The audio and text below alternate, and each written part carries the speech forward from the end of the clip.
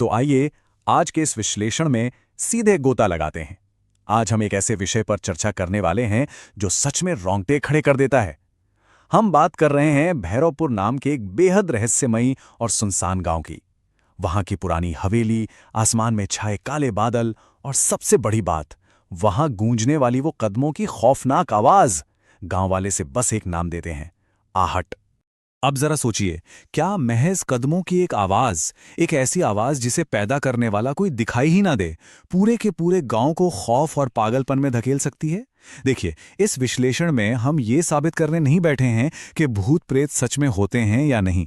इसके बजाय हमारा मकसद उन अजीबोगरीब घटनाओं की बिल्कुल तार्किक तरीके से जांच करना है जिन्होंने इस गांव की नींद उड़ा दी। तो चलिए, बिना किसी देरी के सबूतों के आधार पर इस रहस्य की परतें खोलते हैं। तो सबसे पहले बात करते हैं इस रहस्य के केंद्र की, जो है हवेली का खौफ। गांव के बिल्कुल बाहरी इलाके में मौजूद वो वीरान हवेली ही इस पूरे डर का एपिसेंटर थी। अब कहानी की शुरुआत होती है रीना नाम की एक स्टूडेंट से। रीना का बड़ा पक्का मानना था कि अरे भूत वूत जैसी कोई चीज नहीं होती, और इसी ओवर कॉन्फिडेंस में उसे उस अंधेरी हवेली में अकेले जाने का चैलेंज मिल गया।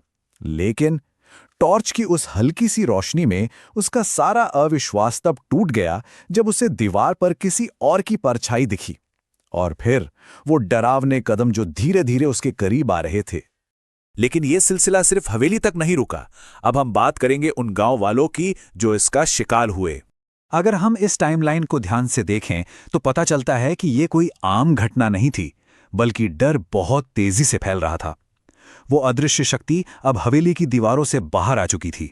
पहली रात रीना, फिर दूसरी रात रघु नाई, उसके बाद अनिरुद्ध मास्टर, सविता, मोहन पुजारी और यहां तक कि बस ड्राइवर अमर भी।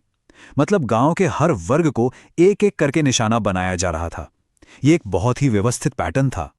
और सबसे हैरान करने वाली बात तो यह है कि हर किसी का अनुभव बिल्कुल अलग था। जैसे रघु ने गहरी हरी चमकती हुई आंखें देखीं, सविता ने काली साड़ी में एक औरत को फुसफुसाते सुना, मोहन पुजारी को अपने आप हिलती हुई लोहे की भारी जंजीरें दिखी, और ड्राइवर अमर ने बस के शीशे में एक बिना चेहरे वाले इंसान को देखा।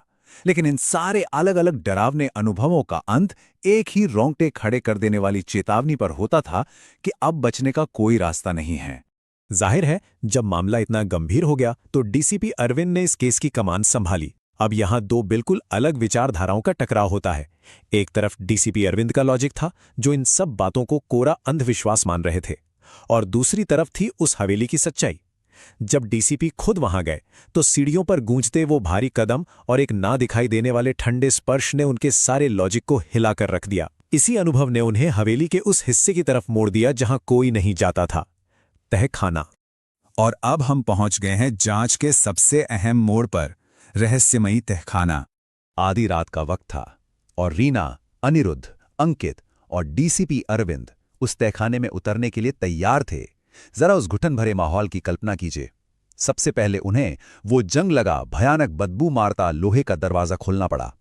फिर वो ठंडी काई से भरी सीढ़ियों से धीरे धीरे नीचे उतरे, और वहां उस अंधेरे तहखाने के बिल्कुल बीचों बीच उनकी नजर दीवार पर पड़ी, जहां खून से एक खौफनाक चेतावनी लिखी हुई थी।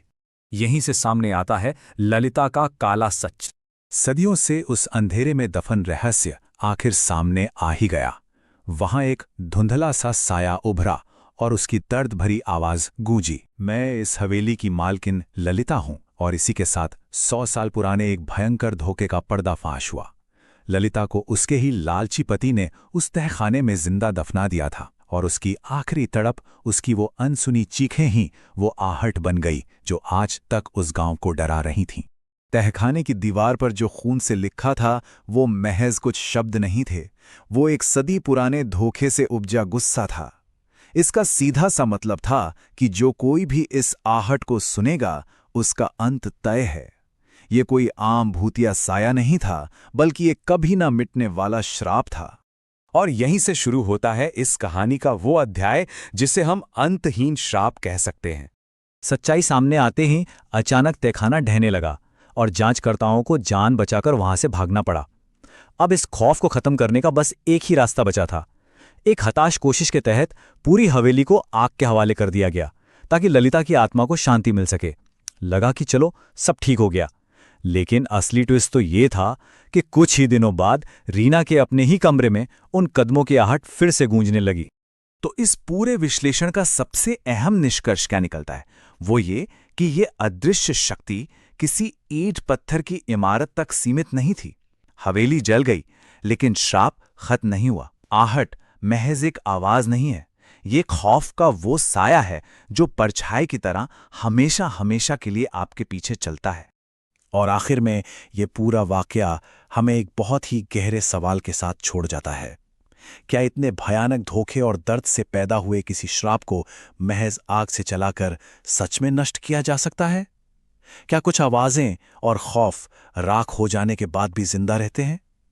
इस एक्सप्लेनर में हमारे साथ जुड़ने के लिए आपका बहुत बहुत शुक्रिया।